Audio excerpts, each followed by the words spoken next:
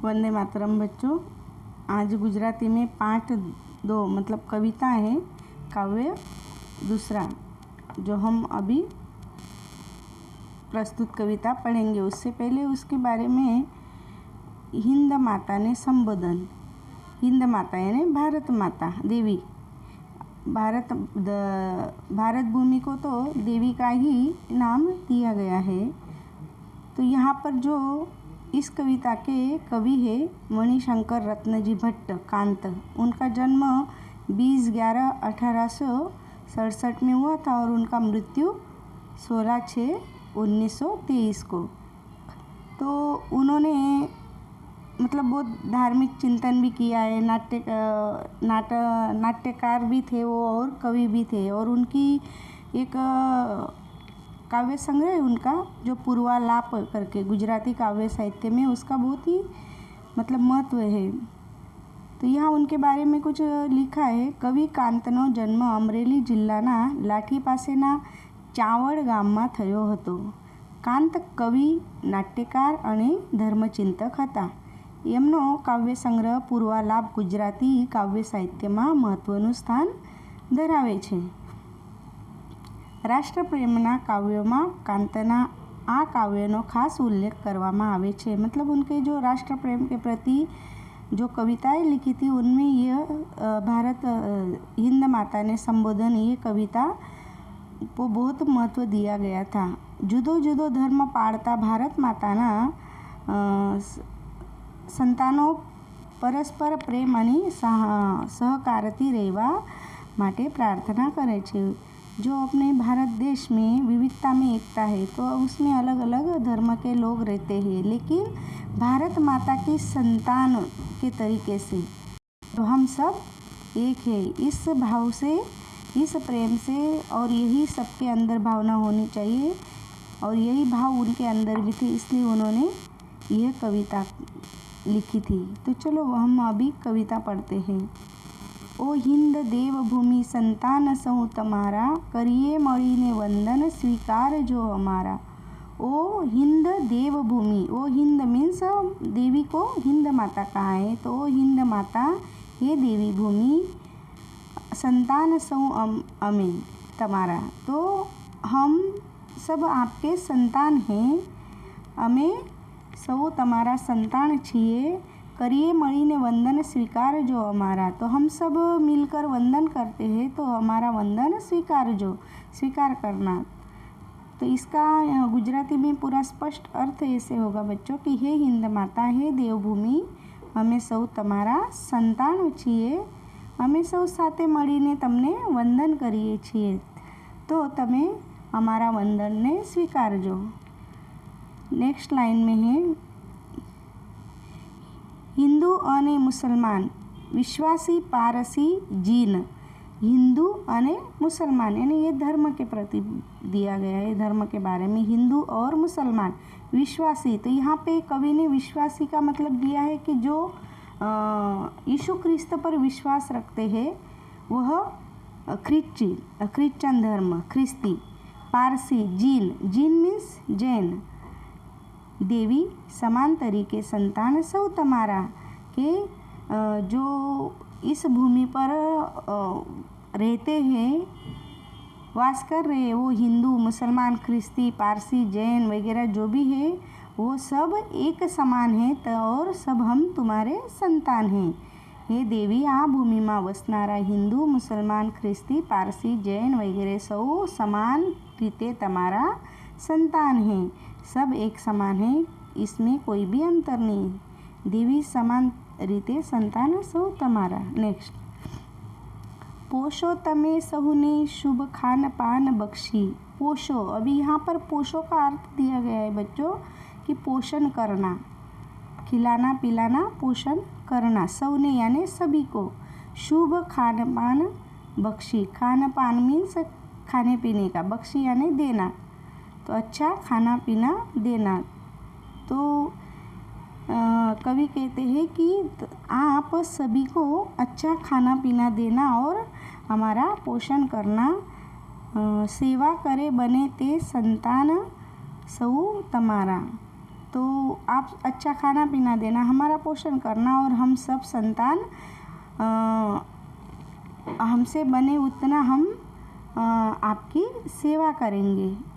मतलब हम कभी कहते हैं कि हमें सबको यानी अमने સૌને સારું ખાનપાન આપી અમારું પોષણ કરો, અમે સૌ સંતાનો અમારાથી બનતી તમારી બધી સેવા કરીશું। નેક્સ્ટ દિયા है रोगी અને निरोगी, निर्धन અને तवंगर। रोगी यानी जो पीड़ित है, जो अस्वस्थ है, और निरोगी जो स्वस्थ है, जो शारीरिक और मानसिक तौर पर स्वस्थ है।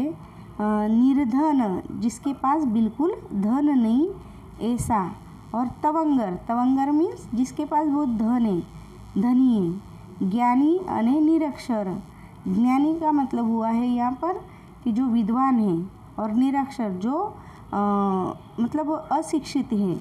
संतान सौ हमारा, तो कवि कहते हैं कि जे रोगी, निरोगी, गरीब, धनी, श्रीमंत, જ્ઞાની અને નિરક્ષર જે બી છે એ સૌ તમારા સંતાનો છે। નેક્સ્ટ वाल्मीकि, व्यास, नानक, मीरा, कबीर, तुलसी, अकबर, शिवाजी, माता, संतान सौ तमारा। वाल्मीकि पता है बच्चों, ये एक वाली डाकू करके था, लेकिन एक बार क्या नाम उनका,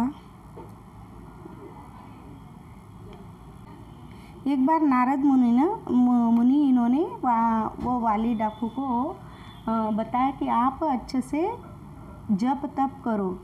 तो उन्होंने जब जप तप किया तो वो वाली से वाल्मीकि ऋषि बन गए, और उन्होंने रामायण ये ग्रंथ लिखा था, जो हमारे रामचंद्र प्रभु का जीवन चरित्र है। और वेदव्यास तो पता है बच्चों। और उसके बाद गुरु नानक, जिन्होंने सिख धर्म की स्थापना की थी। मीराबाई, जो कृष्ण की बहुत बड़ी भक्त थी। उसके बाद कबीर, जो लगभग 15वीं सदी में बहुत बड़े संत थे। फिर तुलसीदास, फिर अकबर बीरबल की तो आप कहानी सुन ही चुके हो। फिर शिवाजी और उनकी माता, शिवाजी के बारे में भी दिया, और माता उनकी। तो शिवाजी की माता जो थी, उन्होंने शिवाजी पेट में होते हुए ही उन्होंने बहुत सारी शिक्षा उनको दे दी थी। तो जो भी वाल्मीकि मतलब यहाँ पर कवि कहना चाहते हैं कि हे माता वाल्मीकि, वेदव्यास, गुरु नानक, मीरा, कबीर, तुलसीदास, अकबर और शिवाजी, ये सभी भी आपके ही संतान हैं। मतलब हे माता वाल्मीकि, वेदव्यास, गुरु नानक, मीरा, कबीर, तुलसीदास, अकबर, शिवाजी, ये सौ તમારા સંતાનો છે।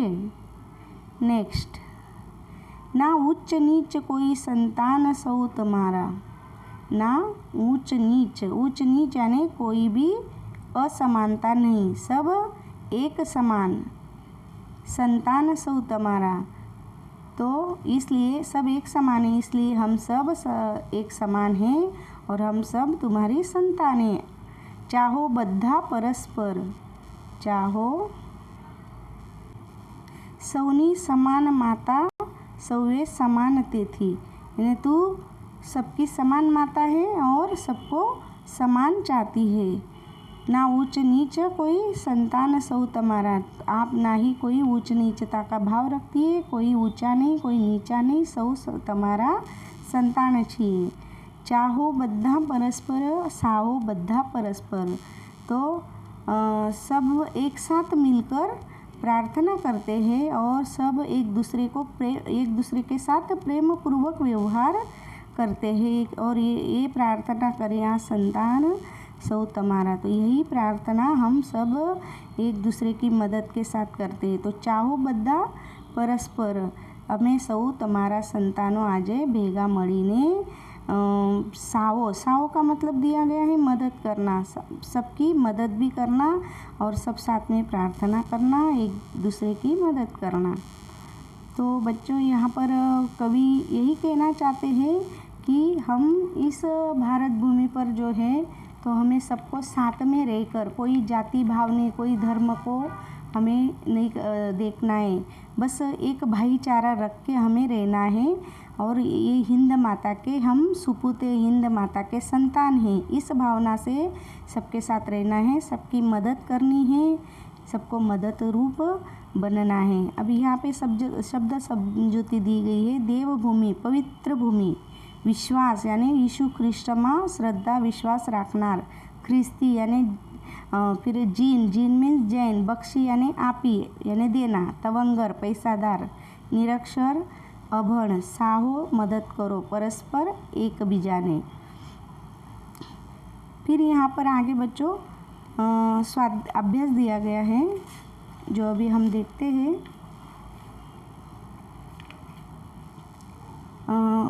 નીચેના પ્રશ્નોના ઉત્તર માટે આપેલા વિકલ્પોમાંથી સાચો ઉત્તર શોધીને તેનો ક્રમ અક્ષર પ્રશ્ન સામેના બોક્સમાં લખો। આ કાવ્ય કોને સંબોધીને લખાયું છે? તો ધરતીને, હિંદને, हिंद माता ने के सौ संतानों ने। तो बच्चों इसका आंसर क्या आएगा? हिंद माता ने। इसका आंसर आएगा हिंद माता ने। अभी कवि हिंदने कोनी भूमि तरीके ओळखावे छे? कवि हिंदने कोनी भूमि तरीके? तो वेदोनी, कृष्णनी, देवोनी कि पुण्यनी? तो देवोनी भूमि तरीके ओळखावे छे। नेक्स्ट दिया गया है, નીચેના પ્રશ્નોના ઉત્તર એક એક વાક્યમાં લખો। કવિ વંદન સ્વીકારવાનું કોને કહે છે? તો કવિ દેવભૂમિ હિંદ માતાને વંદન સ્વીકારવાનું કહે છે। હિંદ માતા સંતાનોનું પોષણ કેવી રીતે કરે છે? તો હિંદ માતા સંતાનોનું પોષણ સારું ખાનપાન આપીને કરે છે। આ કાવ્યમાં કયો ભાવ રજૂ થયો છે? તો देश प्रेम का भाव बच्चों। तो आप लिखोगे कि आ काव्य में આપણે તમામ દેશવાસીઓ પરસ્પર પ્રેમ અને ભાઈચારા સાથે રહેવું જોઈએ એવો ભાવ રજૂ થયો છે। अब यहाँ पर प्रश्नों का उत्तर दिया गया है। ये थोड़ा एक दो वाक्य में लिखना होगा बच्चों आपको। जैसे नीचेना प्रश्नों उत्तर लखो। भारत में क्या क्या धर्म पाळती प्रजा वसे छे? तो भारत में हिंदू, मुस्लिम, ख्रिस्त, पारसी, सिख, जैन, ईसाई, बौद्ध वगैरह धर्म पाळती प्रजा वसे छे। भारत भूमि ने कवि माता तरीके केम संबोधे छे? एक मातानी जेम भारत माता एना सौ संतानों पोषण करे छे, भेदभाव विना सरको प्रेम आपे छे, तेथी भारत भूमि ने कवि माता तरीके संबोधे छे। भारत में वसती प्रजा ने कवि समान शा माटे गणे छे? भारत में वसती प्रजा ने कवि समान गणे छे कारण के અહીં અલગ અલગ ધર્મ પાળતી જે પ્રજા વસે છે એ સૌની માતા હિન્દ માતા એક જ છે। માતા એક હોય તો એ માતાના તમામ સંતાનો બી સમાન જ હોય છે, માટે અહીં કોઈ ઊંચા કે કોઈ નીચા નહીં હોય છે, ઊંચ નીચની ભાવના નથી હોતી। प्रार्थना विषय 6-7 वाक्य लखो। तो प्रार्थना के बारे में आप लिख सकते हो बच्चों। जो आपसे उससे पहले एक प्रश्न छूट गया है। भारत माताना संतानों छेल्ले सी प्रार्थना करे छे, आखिरी में कौन सी प्रार्थना करते हैं? लास्ट के आपने कविता में देखा होगा लास्ट में भारत माता वसती प्रजा ने कवि समान गणे छे कारण के अहीं अलग धर्म। बच्चों यहाँ पे तीसरे का प्रश्न थोड़ी सी वो हो गई है। भारत माता वसती प्रजा ने कवि समान शा माटे गणे छे? कवि माता तरीके केम संबोधे छे?